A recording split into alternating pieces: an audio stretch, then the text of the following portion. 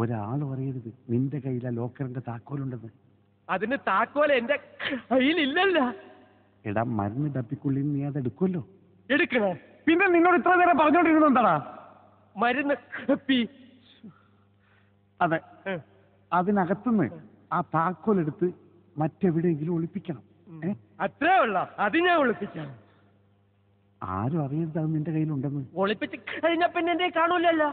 എങ്കിലും അത് നിന്റെ കയ്യിലാണല്ലോ ഉണ്ടാവുക. എന്റെ കയ്യിലില്ലല്ലോ, ഞാൻ ഒളിപ്പിച്ച് കഴിഞ്ഞില്ലേ.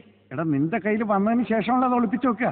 ഒളിപ്പിച്ച് കഴിഞ്ഞ പിന്നെ എന്റെ കാണൂലല്ലോ. എടാ കഴുത താക്കോൽ എവിടെ നിനക്ക് അറിയില്ലേ? മരുന്ന് ഡപ്പിയില്ലേ? ഇപ്പോഴല്ല, പിന്നെ അത് അവിടെ നിന്ന് എടുത്തതിന് ശേഷം.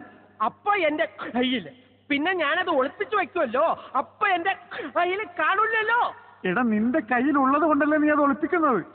ഒളിപ്പിച്ചു വെക്കുന്നുണ്ടല്ലേ എന്റെ കയ്യിലില്ലാന്ന് പറഞ്ഞത്. നീ ഒളിപ്പിക്കുമ്പോ നിനക്കറിയാലോ അത് നിന്റെ കയ്യിലുണ്ടെന്ന്. അതാരും അറിയരുതെന്നാ പറഞ്ഞത്. എന്റെ കയ്യിലുണ്ടെങ്കിലല്ലേ അച്ചായ എന്റെ കയ്യിലുണ്ടെന്ന് ആൾക്കാരറിയൂ. എന്റെ കയ്യിലില്ലല്ലോ, ഞാൻ ഒളിപ്പിച്ചു വെച്ചില്ലേ. ഇപ്പൊ താക്കോൽ അവിടെ ഉണ്ട്. മരുന്ന് കയ്യില് അവിടെ വെച്ചേക്ക്, അവിടെ വെക്കട്ടെ, അവിടെ വെക്കട്ടെ, അവിടെ വെച്ചേക്ക്, അവിടെ വെച്ച്. അപ്പൊ അതെടുത്ത് എവിടെയെങ്കിലും ഒളിച്ചു വെക്കണ്ടേ? വെക്കണം. അതവിടെ നിന്ന് എടുക്കുമ്പോ നിന്റെ കയ്യിലുണ്ടാവും. അത് നിന്റെ കയ്യിലുണ്ടെന്ന് മറ്റാരും അറിയരുതെന്നാ അച്ചായൻ പറഞ്ഞത്. ഒളിച്ചു വച്ചാ പിന്നെ എന്റെ കയ്യിലല്ലോ. ഇതാ പറഞ്ഞത് അച്ചായൻ മണ്ടനാണെന്ന്. വെറുതെ അല്ല ജയിലിൽ കിടക്കുന്നത്.